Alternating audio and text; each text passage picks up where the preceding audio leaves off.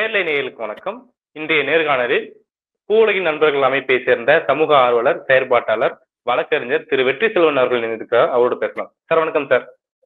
வணக்கம் சார், நேத்து பாத்தீங்கன்னா ஒரு செய்தி வந்திருந்தது. அதாவது ராமநாதபுரம் மாவட்டத்துல கிட்டத்தட்ட 20 இடங்கள்ல ONGC, அதாவது ஹைட்ரோ கார்பன் இருக்கும் திட்டத்துக்கு அனுமதி அளிக்கப்பட்டிருக்குது அப்படின்னு சொல்லி அதை வந்துட்டு சுற்றுச்சூழல் தாக்க மதிப்பீட்டு ஆணையம் அப்படிங்கிற அமைப்பு தான் அதுக்கு வந்து அனுமதி கொடுத்துருக்காங்க. இதை எப்படி புரிஞ்சுக்கலாம்? ஒரு பக்கம் தமிழ்நாடு அரசு வந்து இதுக்கு நாங்க அனுமதி கொடுக்க மாட்டோம், அதை திரும்ப பெற சொல்லி நாங்க அறிவுறுத்தி இருக்கிறோம் அப்படின்னு சொல்லி சொல்றாங்க. எப்படி சார் பாக்குறீங்க? இதை புரிந்து கொள்ள வேண்டும் என்றால் ஃபர்ஸ்ட் இதனுடைய லீகல் ஆஸ்பெக்டை வந்து நம்ம புரிஞ்சுக்கணும். அதாவது இப்ப கொடுப்பதற்காக அந்த அனுமதி ஆணை அப்படிங்கிறது என்ன அப்படிங்கிறது இருக்கீங்களா, அது ஃபர்ஸ்ட் நாம புரிந்து கொண்டால்தான் ஹைட்ரோ கார்பன்ஸ் அதனுடைய ஆபத்துகள் அப்படின்னு நம்ம புரிஞ்சுக்கலாம். இது ரெண்டா பார்த்து நினைக்கிறேன். அடிப்படையில் இப்ப என்னன்னா சுற்றுச்சூழல் பாதுகாப்பு சட்டம் அப்படி ஒன்று இருக்கு, என்விரான்மென்ட் ப்ரொடெக்ஷன் ஆக்ட் அப்படிங்கிறது இருக்கு. அந்த சட்டத்தின் கீழாக எந்த ஒரு இண்டஸ்ட்ரி வருவதாக இருந்தாலும் அதற்கு முன் அனுமதி வாங்கணும். ப்ரையர் என்விரான்மென்ட் கிளியரன்ஸ் அப்படின்னு சொல்லுவாங்க. ஒரு இண்டஸ்ட்ரி கட்டுமானம் செய்வதற்கு முன்பாக அந்த இண்டஸ்ட்ரிய நாம அனுமதிக்கலாமா வேண்டாமா அப்படிங்கிறதுக்கான ஆய்வுகள் மேற்கொள்ளப்பட்டு அதன் அடிப்படையில் சரி இந்த இண்டஸ்ட்ரியை அலோவ் பண்ணலாம் அப்படின்னு என்விரான்மென்ட் கிளியரன்ஸ் வந்து கொடுக்கணும். இது சுற்றுச்சூழல் பாதுகாப்பு சட்டத்தின் கீழாக வழங்கப்படுகின்ற ஒரு பிரத்யேகமான அனுமதி.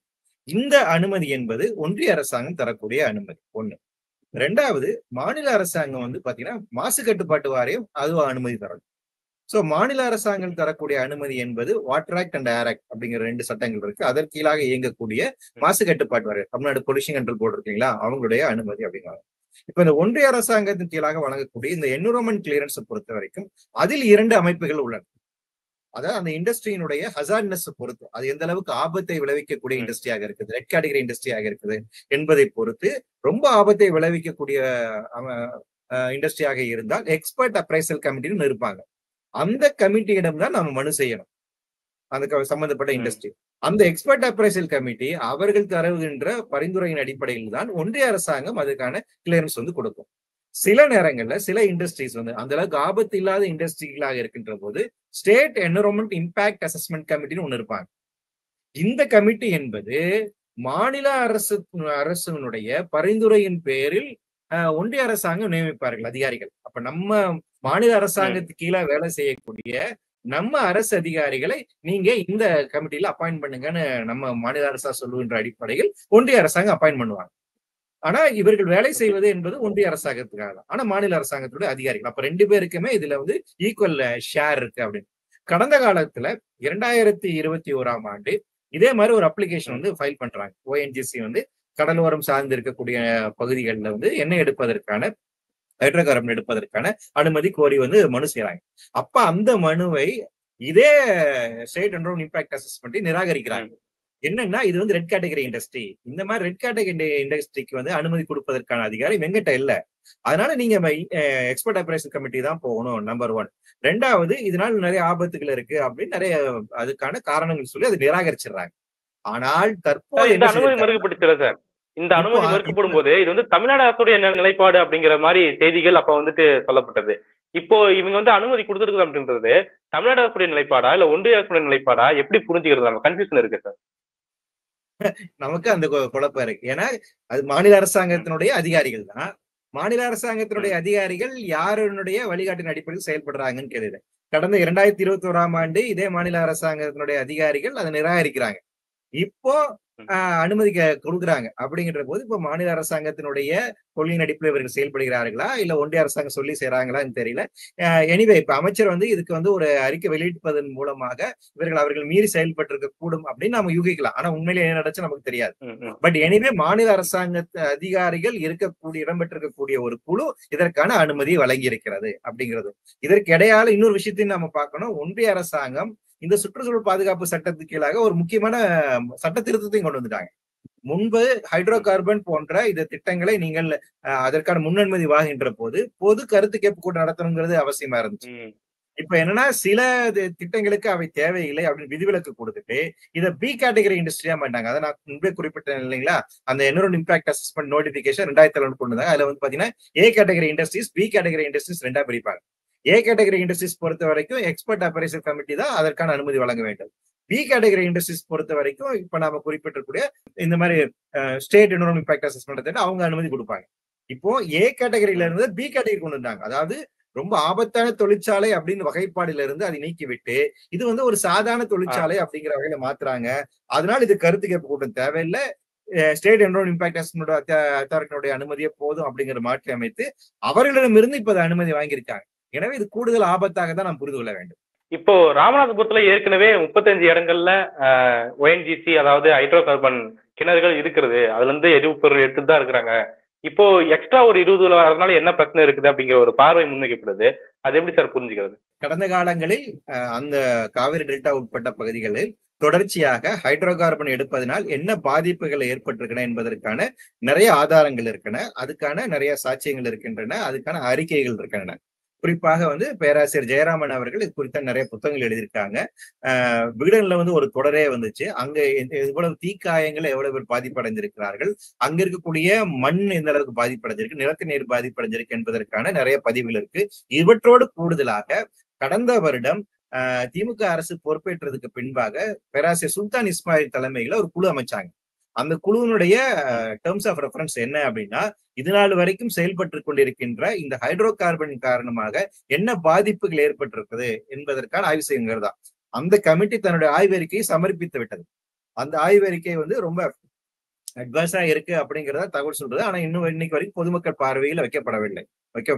அது ஏன் இன்னும் வைக்கப்படவில்லை அப்படிங்கிற ஒரு கேள்வியுமே இருக்கு. எனவே ஹைட்ரோ கார்பன் மூலமாக அந்த பகுதியில் எத்தகைய பாதிப்பு இருக்குது என்பதற்கான நிறைய உதாரணங்கள் இருக்கு. அந்த பகுதியில கேன்சருடைய ரேட் வந்து ரொம்ப அதிகமாக இருக்கின்றது. கிட்னி சார்ந்து இருக்கக்கூடிய பிரச்சனைகள் அதிகமாக இருக்கு. குறிப்பாக இந்த மாதிரி பெட்ரோலியத்தை வந்து நீங்க ரிஃபைனிங் பண்ணுகின்ற போது, இந்த மாதிரி ஹைட்ரோ கார்பன் ரிஃபைனிங் பண்ணும்போது இந்த குரோமியத்தினுடைய அளவு வந்து அதிகமா இருக்கு. அது அந்த பகுதியில் நிலத்தடி நீர்ல அதிகமாக இருப்பதற்கான ஆய்வுகள் அப்படிங்கிறது இருக்கு. எனவே இதனுடைய பாதிப்பு அந்த பகுதியில் அதிகமாக இருக்கு.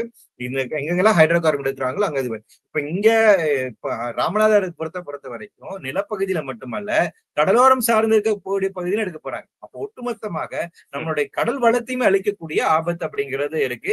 ஏற்கனவே சில இடங்களை எடுத்துக்கிட்டு இருக்காங்க. மும்பை, குஜராத் போன்ற பகுதியில ரொம்ப அதிகமாக எடுக்கிறாங்க. இப்ப தமிழக கடலோர பகுதிகளிலும் இந்த திட்டத்தை விரிவாக்கம் செய்வது என்பது தமிழகத்தில் இருக்கக்கூடிய மீன் வளத்திற்கும் கடலோர வளத்திற்கும் ஆபத்து தான் போடிக்கும். ஏன்னா இது சார்ந்து இருக்கக்கூடிய பிரச்சனைகள் அதிகமாகவே தான் இருக்கின்றது. இந்த தாக்க மதிப்பீட்டு ஆணையம் அப்படிங்கிறது சில கிரைட்டீரியா வச்சிருப்பாங்கல்ல, அதன்படிதான் ஒரு திட்டத்துக்கு அனுமதி கொடுக்கறதாகட்டும், தடை செய்யறதாகட்டும் இப்படி இருக்கும். இப்போ ஏற்கனவே இப்போ நீங்க நிறைய பாதிப்புகளை சொல்றீங்க. இதெல்லாம் அவங்க கணக்கில் எடுத்துக்கிட்டு இதெல்லாம் அவங்களுக்கு ஒரு படிப்பினையே இருந்திருக்கணும்ல. அப்ப எப்படி இந்த திட்டத்துக்கு அனுமதி கொடுத்தாங்க நினைக்கிறீங்க? அதுதான் இப்ப சட்ட திருத்தம் பண்ணிட்டாங்க இல்லைங்களா. நான் முன்னாடி குறிப்பிட்டது மாதிரி முன்னாடி இந்த மாதிரி ரெட் கேட்டகரி இண்டஸ்ட்ரீஸ் வந்துட்டு ஒரு நடைமுறைப்படுத்த வேண்டும் அப்படின்னா அதுக்கு என்விரான்மென்ட் இம்பாக்ட் அசஸ்மெண்ட் செய்யணும். அந்த என்விரான்மென்ட் அதாவது இந்த தொழிற்சாலை இயங்குவதனால் என்ன பாதிப்பு உண்டாகக்கூடும் என்பதற்கான அறிவியல் ரீதியாக இருக்கக்கூடிய தாக்க ஆய்வு மதிப்பீடு ஒன்று செய்யணும். அதான் என்விரான்மென்ட் இம்பாக்ட் அசஸ்மெண்ட். இந்த இண்டஸ்ட்ரி செயல்பட்டா நீர்நிலைகளுக்கு எப்படி பாதிப்பு உண்டாகும், காற்றுக்கு என்ன மாசு ஏற்படும், மனிதர்களுக்கு என்ன பாதிப்பு உண்டாகக்கூடும், எனவே இதை அனுமதிக்கலாமா வேண்டாமா அப்படிங்கறத அறிவியல் ரீதியாக ஆய்வு செய்து அந்த ஆய்வறிக்கை பொதுமக்கள் பார்வைக்கு வைக்கப்பட்டு கருத்து கேட்பு கூட்டத்தில் இருக்கக்கூடிய சந்தேகங்கள் கேட்கப்பட்டு அவர்களுக்கெல்லாம் போதுமான விளக்கம் அளிக்கப்பட்டு மக்கள் ஏற்றுக்கொண்டால்தான் திட்டத்தை நடைமுறைப்படுத்த வேண்டும். அதனால இதை ஏ கேட்டகரின்னு எடுத்துட்டு பி கேட்டகரிக்கு இப்ப கொண்டுட்டாங்க. அதுவே ரொம்ப அப்ப பி கேட்டகரின்னு வரும்போது இதுல இந்த ப்ராசஸ் எல்லாம் கிடையாது. கருத்து கேட்பு கூட்டம் கிடையாது. என்விரான்மென்ட் இம்பாக்ட் அசஸ்மெண்ட் அப்படிங்கிறது நீங்க அதுலயுமே சில விதிவிலக்கு தந்திருக்காங்க. பெரிய அளவுக்கான இவங்களுக்கான கைட்லைன்ஸ் நிர்பந்தம் எதுவுமே கிடையாது. சோ அந்த வகையில தான் இதுக்கான ஈஸியான ஒரு அனுமதி கொடுக்கின்ற ப்ராசஸ் வந்து மாற்றி அமைத்திருக்கிறார்கள். அதன் மூலமாக தான் இது வழங்கப்பட்டிருக்கிறது. இப்ப நீங்க பல்வேறு ஆபத்துகளை சுட்டி காட்டினீங்க சார். ஏ கேட்டகரியில இருந்து பி கேட்டகரியில கொண்டு வந்து சில குளறுபடிகளை பண்றாங்கன்றது.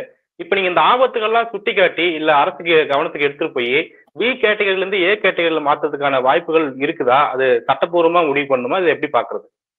இல்ல அது நீதிமன்றத்தின் மூலமாக நம்ம வழக்காடிதான் செய்ய முடியும். ஏன்னா சட்டத்தை திருத்திட்டாங்க. ஒண்ணு அது வாய்ப்பு இல்ல அப்படின்னா நாம திருப்பி நாடாளுமன்றத்துல வந்து ஒன்றிய அரசாங்கம் சட்டத்தை திரும்ப பெற வைக்க செய்ய வேண்டும். சோ இந்த 2 விதமான வாய்ப்பு தான். ஒண்ணு மக்கள் மன்றத்தில் நாம் முறையிட்டு இந்த சட்டம் திருத்தி மாற்றி அமைக்கப்பட வேண்டும் அப்படின்னு ஒரு கோரிக்கையை வச்சு அதுக்காக இயக்கங்கள் நடத்தி அது மாற்றி அமைக்க செய்வது, அல்லது நீதிமன்றத்தில் முறையிடுவது. சோ இதுதான் நமக்கான வாய்ப்பு இருக்கு. தாமாக முன் வந்து ஒன்றிய அரசாங்கம் இதை தற்போது கூட ஒன்றிய அரசாங்கம் இதை மாற்றுவாங்க அப்படின்னு நாம நம்புறதுக்கு இல்லையா. அவங்க இந்தியாவில் கூட எல்லா இயற்கை வளங்களுமே அவங்க கமாடிட்டியா தான் பாக்குறாங்க. அவற்றை எப்படி வியாபாரமயமாக்குவது அப்படிங்கிறது நோக்கமாக இருக்கு. அதன் அடிப்படையில தான் எல்லா கொள்கையிலும் கொண்டு வராங்க. இப்ப கிரிட்டிக்கல் மினரல்ஸ் ஒரு புதிய கொள்கை அறிவிச்சிருக்காங்க. அதன் அடிப்படையில் ரேடியோ ஆக்டிவ் மினரல்ஸாக இருக்கக்கூடிய கனிமங்களை கூட தனியாருக்கு எப்படி கொடுப்பது என்கின்ற வகையில் சட்டத்தை மாற்றி அமைக்கிறாங்க. ஃபாரஸ்ட் கன்சர்வேஷன் ஆக்ட்ல அமெண்ட்மெண்ட் கொண்டு வராங்க. காடுகளுக்குள்ளாக இருக்கக்கூடிய கனிம வளங்களை எப்படி எடுப்பது என்பதற்கான சட்ட திருத்தங்கள் கொண்டு வராங்க. இப்படி தொடர்ச்சியாக எல்லா சட்டங்களையும் திருத்தி இந்தியாவில் இருக்கக்கூடிய கனிம வளங்களை அனைத்தையும் தனியார்மயமாக்குவதற்கான வேலைகளை அவங்க செஞ்சுட்டு இருக்காங்க. எனவே அவங்க சட்டத்தை அதுக்கேற்ற மாற்றி அமைச்சிட்டு இருக்காங்க. நாம தான் இதற்கு எதிராக போராடி இந்த சட்டங்களை பாதுகாப்புன்ற வகையிலே இயற்கை வளங்களை பாதுகாக்கின்ற உறுதி செய்கின்ற வேலைகளை செய்ய முடியும். சோ அதுக்கு மக்கள் இயக்கங்களை நாம முன்னெடுத்து செல்வது என்பதுதான் சரியான தீர்வாக இருக்கு. இதை பத்தி செய்திகளை தேடி பார்க்கும்போது இந்த ஏலம் விடப்பட்டது இந்த ஹெல்ப் அப்படிங்கிற பாலிசி அடிப்படையில தான் ஏலம் விடப்பட்டிருக்கதா சொல்றாங்க. இப்போ எல்லாத்துக்குமே ஒரு அடிப்படையான கேள்வி இருக்கு சார். இப்போ தமிழ்நாட்டை சேர்ந்த ஒரு நிலம், கடல் பகுதி அப்படின்றது எப்படி ஒன்றிய அரசு அது அனுமதி கொடுக்குது, தமிழ்நாடு அரசுக்கு இதெல்லாம் பங்கு இல்லையா அப்படிங்கிற ஒரு கேள்வி இருக்குது. அது எப்படி புரிஞ்சுக்கிறது? இப்ப ஏலம் விடக்கூடிய அதிகாரம் எப்படி ஒன்றிய அரசு கிட்ட போகுது அப்படிங்கிற கேள்வி இருக்கு. இதை கட்டுப்படுத்துவதற்கு பாத்தீங்கன்னா மைன்ஸ் அண்ட் மினரல்ஸ் ஆக்ட் இருக்குது, ஆயில் ஃபீல்ட்ஸ் ரெகுலேஷன் ஆக்ட் அப்படிங்கிறது. இந்த 2 சட்டங்கள் தான் இதை கட்டுப்படுத்துகின்ற நேரடியான சட்டம். இந்த 2 சட்டங்கள் கீழாகவும் ஒன்றிய அரசாங்கத்துக்கு தான் அதிகாரம் வழங்கப்பட்டுள்ளது. நம்ம அரசியலமைப்பு சட்டத்தை பொறுத்த வரைக்கும் மைன்ஸ் அண்ட் மினரல்ஸ் அப்படிங்கிறது கன்கரண்ட் லிஸ்ட்ல இருக்கு. சில அதிகாரங்கள் மாநில அரசுக்கு இருக்கு, சில அதிகாரங்கள் ஒன்றிய அரசுக்கு. லைசன்ஸ் கொடுப்பதற்கான அதிகாரம் அப்படிங்கிறது ஒன்றிய அரசாங்கத்துக்கு தான் கொடுத்திருக்காங்க. அந்த நிலத்தை கையகப்படுத்தி அதை ஒன்றிய அரசாங்கத்திடம் இல்ல சம்பந்தப்பட்ட நிறுவனத்திடம் வழங்க வேண்டிய வேலை அப்படிங்கிறது மாநில அரசாங்கத்துக்கு வழங்கப்பட்டுள்ளது. சோ 2 தான். சோ லைசன்சிங் அத்தாரிட்டி அப்படின்னு பாத்தீங்கன்னா அது ஒன்றிய அரசாங்கம் தான். இந்தியாவில் இருக்கக்கூடிய மேஜர் மினரல்ஸ் சொல்லுவாங்க, அவை அனைத்துமே ஒன்றிய அரசாங்கம் தான். மைனர் மினரல்ஸ் சொல்லக்கூடிய மண்ணு, ஜல்லி இந்த மாதிரி விஷயங்கள் தான் மாநில அரசாங்கத்துக்கான உரிமை அப்படிங்கிறது வழங்குது. சோ ஒன்றிய அரசாங்கம் தான் இருக்கு நம்பர் 1. 2வது, இந்திய கடலோரத்தை கட்டுக்குள் வைப்பதற்கு, அதை மேலாண்மை செய்வதற்கான அதிகாரமும் ஒன்றிய அரசாங்கத்திட்ட தான் இருக்கு கான்ஸ்டிடியூஷன் படி. சோ அந்த வகையில ஒன்றிய அரசாங்கத்துக்கு தான் இது கூடுதலாக இருக்கின்றது. இது ஒன்றிய அரசாங்கத்தோட கொள்கை தான். 2014ஆம் ஆண்டு ஹைட்ரோ கார்பன் எக்ஸ்ப்ளோரேஷன் லைசன்சிங் பாலிசின்னு ஒண்ணு கொண்டு வந்தாங்க, நியூ எக்ஸ்ப்ளோரேஷன் லைசன்சிங் பாலிசி அப்படின்னு. இது நாள் வரைக்கும் இருந்த திட்டத்தை மாற்றி அமைத்து தனியார் மயத்தை அதிகப்படுத்துவதற்காக கொண்டு வரப்பட்ட திட்டம். அதன்படி என்னன்னா, இந்தியாவெங்கும் எங்கெங்கெல்லாம் இந்த மாதிரி இயற்கை கனிம வளங்கள்லாம் இருக்குதோ அவை அனைத்துமே அவங்க இணையதளத்துல வெளியிட்டாங்க. அதன் அடிப்படையில் ஏலத்தை அறிவிக்கிறார்கள். நீங்க இங்கெல்லாம் இருக்குது, யார் வேணா ஏலத்து தொகை இது பண்ணி நீங்க எடுத்துக்கலாம் அப்படிங்கிறதா. அந்த இடத்துல கன்வென்ஷன், நான் கன்வென்ஷன் சொல்லக்கூடிய 2 விதமான ஹைட்ரோ கார்பன்ஸ் நீங்க எடுத்துக்கலாம். அது ஆயில் கேஸ் ஆக இருந்தாலும் சரி, மீத்தேனாக இருந்தாலும் சரி, ஷேல் கேஸ் ஆக இருந்தாலும், டைட் கேஸ் ஆக இருந்தாலும் சரி, எப்படியான இயற்கை வளங்களையும் நீங்க எடுத்துக்கொள்ளலாம் அப்படிங்கிறது என்னோட அனுமதி. சோ இந்த கொள்கை வரையறை அப்படிங்கிறது ஒன்றிய அரசாங்கத்தினுடைய வரையறை. அதன் அடிப்படையில் தான் அவங்க செயல்படுறாங்க. மாநில அரசாங்கத்துக்கு இதுல என்ன இருக்குன்னா, பொல்யூஷன் கண்ட்ரோல் போர்டு மூலமாக அவங்க அனுமதி தான் வரணும் அப்படிங்கிறதுக்கு நிலப்பகுதியில. சோ அதன் மூலமா தடுக்க முடியும். இப்ப பிரத்யேகமான பாதுகாப்பு சட்டம் நமக்கு கொண்டு வந்திருக்கோம் காவேரி மண்டலத்தை பொறுத்த வரைக்கும். சோ ராமநாதபுரம் காவேரி மண்டலத்துக்குள்ள வரல, அந்த சட்டத்துக்குள்ள வரல. அதனால இப்ப ராமநாதபுரத்துலதான் இப்ப அதிகமா கொண்டு வருவதற்கான வேலைகள் செய்யறாங்க. சோ காவேரி டெல்டா சார்ந்திருக்கக்கூடிய அந்த பகுதிகளில் வேளாண் பாதுகாப்பு சட்டம் வந்ததன் காரணமாக அந்த பகுதியில புதிதாக ஹைட்ரோ கார்பன் திட்டத்தை அனுமதிக்கப்படுவதில்லை. ஏற்கனவே கூட இயங்கிக் கொண்டிருக்கிறது. சோ இப்ப புதுசா அங்க கொண்டு வர முடியாது. அதனால மற்ற பகுதிகளில் கொண்டு வருவதற்கான வேலைகளை ஒன்றிய அரசாங்கம் இப்போது செய்து கொண்டிருக்கிறது.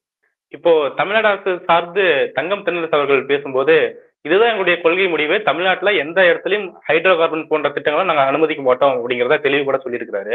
இன்னொரு பக்கம் பார்க்கும்போது, நாங்க அந்த தாக்க மதிப்பீட்டு ஆணையத்துக்கு நாங்க அறிவுறுத்திருக்கிறோம் அப்படின்னு சொல்றாரு. இதுல தமிழ்நாடு அரசுக்கு இருக்கக்கூடிய ஒரு அதிகாரம் என்னங்கிறத எப்படி புரிஞ்சுக்கிறது? நாம அறிவுறுத்தல் மட்டும்தானா, இல்ல அதுக்கு மேல ஏதாவது இருக்குங்களா? அது எப்படி புரிஞ்சுக்கிறது? இல்ல, இப்ப இந்த அரசு அதிகாரிகள் அப்படிங்கிறவங்க இவங்க எல்லாமே மாநில அரசாங்கத்துக்கு செயல்படக்கூடியவங்க தான். சோ தமிழக அரசாங்கத்தினுடைய இந்த அறிவிப்பை ஏற்றுக்கொண்டு அதன் அடிப்படையில் இந்த அனுமதியை அவர்கள் திரும்ப பெறுவதற்கான உரிமையும் அதற்கான சட்ட ரீதியாக இருக்கக்கூடிய வாய்ப்பு அவங்ககிட்ட இருக்கு. சோ அதை அவங்க கேன்சல் பண்ணலாம். ஏன்னா இது ஒரு எக்ஸ்பர்ட் டீம் தான், ஒரு எக்ஸ்பர்ட் கமிட்டி தன்னுடைய ஒப்பீனியனை மாற்றி அமைப்பதற்கான எல்லா விதமான உரிமைகள் இருக்கு. அதுக்கான லாஜிக்கலாக இருக்கக்கூடிய காரணங்களை சொல்லி அவர்கள் சொல்லலாம். அதனால அது முடியாத விஷயங்கள் இல்லை. சோ அந்த வகையில் இந்த உத்தரவு பின்வாங்கப்பட வேண்டும், அப்படி பின்வாங்குவதா சரியானதாக இருக்கும் அப்படின்னு தான் நம்ம பார்க்கணும். பல்வேறு முக்கியமான விஷயங்களை பகிர்ந்தீங்க சார். உங்களுடைய நேரத்துக்கும் கருத்துக்கும் மிக நன்றி சார். நன்றி.